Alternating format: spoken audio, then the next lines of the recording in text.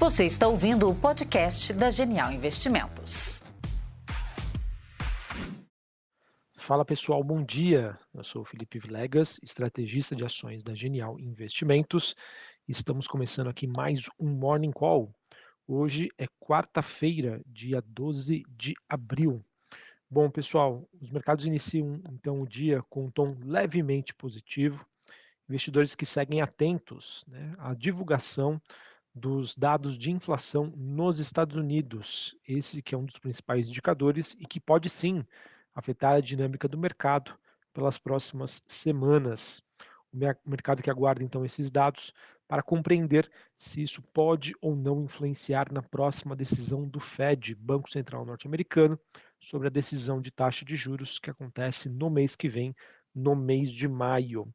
Nesta manhã, o mercado precifica, em sua maioria, uma alta, maior probabilidade de uma alta de 0,25 para a próxima decisão do FONC, e que nós teremos uma taxa terminal de juros nos Estados Unidos em torno dos 5%, mas fechando o ano aí próximo dos 4,5%.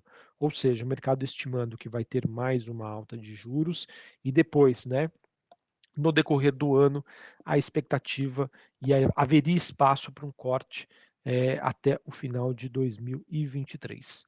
Além da divulgação do dado de inflação nos Estados Unidos, pessoal, o mercado vai ficar de olho na divulgação da ata da última reunião de política monetária, que deve acontecer hoje à tarde, e também investidores vão acompanhar às 10 horas da manhã o Thomas Barkin, presidente aí do Fed de Richmond, e a Mary Daly, que é presidente do Fed de São Francisco, às 13 horas. Ambos participam de eventos abertos e o mercado vai ficar de olho aí em possíveis sinalizações e a postura com que esses agentes do Fed vão ter para tentar coletar pistas sobre as próximas decisões do Fed. Beleza, pessoal? Então, acredito que o grande tema desta quarta-feira vai girar em torno destes dados de inflação nos Estados Unidos, às 9h30 da manhã, fiquem atentos, 9h30 da manhã, horário de Brasília, e também na parte da manhã e da tarde, a gente vai ter as falas de dirigentes do Fed. Sobre a questão envolvendo aí o dado de inflação nos Estados Unidos, acredito que a gente vai ter uma reação binária do mercado. Ou seja, se o número divulgado for igual ou abaixo do esperado, isso pode fortalecer a visão do mercado de que o pior da inflação já ficou para trás, de que o Fed tem espaço aí para encerrar o seu ciclo de alta da taxa de juros, dando suporte adicional, então, aos ativos de risco, não somente nos Estados Unidos, mas como no mundo como um todo, tá? Principalmente aqueles ativos que têm uma correlação inversa mais forte. As ações de tecnologia, os criptoativos, as empresas mais alavancadas. Esses ativos vão ter uma reação mais positiva, o contrário também é verdade. Um número acima das expectativas pode contribuir para aquele sentimento de que, opa, apesar da economia americana estar dando sinais aí de arrefecimento, sinais de enfraquecimento, o Fed, infelizmente, ainda vai precisar manter um tom duro, um discurso aí em que uma política monetária contracionista ainda vai figurar por algum tempo. Beleza? Então, neste caso, a reação aí dos mercados seria de aversão a risco. Enquanto isso, pessoal, todos se preparando também para o início da temporada de balanços nos Estados Unidos, referentes ao primeiro trimestre de 2023, em que a gente vai ter na próxima sexta-feira, dia 14 de abril, o JP Morgan, o Wells Fargo, o Citigroup, além da gigante de saúde, a United Health, divulgando aí os seus dados de balanço. Beleza? Então, vamos acompanhar aí como esse processo vai se desenvolver e a depender, de como esses dados forem divulgados, a gente vai vendo aí as reações dos mercados. Isso que está sendo uma característica de 2023. Os investidores extremamente reativos às informações, aos acontecimentos. A percepção que eu tenho é que ninguém quer tentar estimar nada, prever nada, antecipar nada. Todo mundo realmente está esperando as coisas acontecerem para aí sim tomarem as suas decisões. Beleza? Sobre as movimentações desta quarta-feira. Então, na Ásia, a gente teve a bolsa de Xangai na China subindo 0,5%, na contramão, a bolsa de Hong Kong caindo quase 1%. Bolsas japonesas subindo 0,57%. Na Europa, Londres subindo 0,5%, mesma movimentação para a bolsa francesa e bolsa alemã. Futuros norte-americanos, S&P subindo 0,18, Dow Jones subindo 0,25 e a Nasdaq, movimento de alta um pouco mais tímido. O VIX, que é aquele índice do medo, segue numa região aqui super comportada, abaixo aí dos 20 pontos, tem uma alta leve hoje, mas nada significativo. O dólar index, o DXY, queda de 0,17 a 102 pontos. Taxa de juros de 10 anos nos Estados Unidos subindo 0,5% a 3,45. Bitcoin caindo meio, na faixa ali dos $30.000 a unidade. E quando a gente olha aqui para o movimento das commodities, o contrato negociado em Nova York do petróleo, né, o WTI, no 0 a 0, ele que se mantém ali na faixa dos $81 o barril. O Brent, que é o contrato negociado em Londres, alta leve de 0,07. Na China, a gente teve um dia de queda para o minério de ferro, enquanto o cobre e o níquel na Bolsa de Londres também apresentam movimentações negativas. Na minha opinião, pessoal, uma realização de lucros depois de uma alta muito forte que aconteceu nos últimos dias, e isso obviamente acaba pressionando aí a cotação aqui no Brasil de mineradoras e de empresas de siderurgia. Bom, pessoal, falando um pouquinho de Brasil, aproveitar aí o gancho, a gente teve ontem, né, a maior alta da Bolsa Brasileira aí nos últimos meses, subiu mais de 4%. Dentre eles, pessoal, a gente pode citar aqui três principais fatores que a gente teve, né? Bolsa subindo, dólar caindo e fechamento da curva de juros. O que eu vou citar aqui, pessoal, não significativamente tem essa ordem de importância, de relevância. Mas o que aconteceu de ontem? A gente teve o presidente Lula dando apoio ao ministro Haddad em relação ao arcabouço fiscal, né, e as reformas.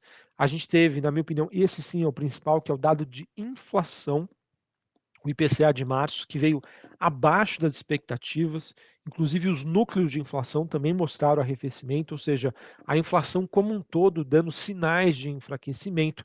Isso fez com que o mercado precificasse cortes da taxa de juros da Selic aqui no Brasil a partir do mês de junho, e isso é muito significativo.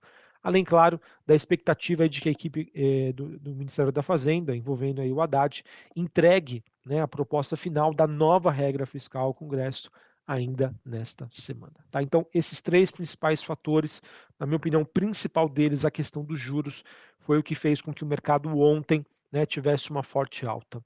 Pessoal, movimentos como o de ontem, isso pode acontecer tanto para cima quanto para baixo, mas quando a gente tem um movimento conjunto, as ações subindo como um todo ou caindo como um todo, isso representa uma mudança de fundamentos. Espera aí, Vilegas, você está querendo dizer que daqui para frente é só alegrias? Não, pessoal. O que eu estou querendo dizer é que sim, o dado de inflação foi relevante e isso pode marcar, pode ser, digamos, um divisor de águas para o Banco Central Brasileiro não ter mais todos aqueles argumentos que ele tinha para manter a taxa de juros em 13,75. E as movimentações dos juros aqui no Brasil, pessoal, sim, elas são muito, mas muito influentes para a precificação das ações. Isso não somente no Brasil, mas no mundo como um todo. A precificação de uma empresa ela é composta principalmente por dois fatores: expectativa dos seus resultados no futuro e qual vai ser a taxa de desconto. Ou seja, o que vale mais a pena? Eu comprar uma ação de uma empresa ou deixar o meu dinheiro na renda fixa? Quando eu vou trazer esse valor futuro a valor presente, né, qual é a taxa de desconto que eu devo utilizar? Isso é muito significativo no preço de uma ação. Então, o que eu estou querendo dizer, pessoal, é que por mais que as notícias macroeconômicas sejam negativas, inclusive hoje aqui no Brasil a gente vai ter a divulgação às 9 horas da manhã de dados sobre vendas no varejo, por mais que esses dados venham fracos, por mais que a gente veja ainda um enfraquecimento da economia brasileira em 2023, por mais que a gente ainda tenha a questão fiscal, o simples fato, né, de nós termos uma redução da Selic já é o suficiente para a gente ter uma reação dos ativos aqui no Brasil. Então, muito provavelmente, a gente vai atualizar e o mercado vai atualizar aí precificação alvo final para o Ibovespa, tá, em 2023, diante dessa possibilidade mais real de uma queda da taxa de juros. Os problemas globais continuam? Sim. Movimentação de alta da taxa de juros nos Estados Unidos, diferente do que é precificado hoje, impacta? Impacta.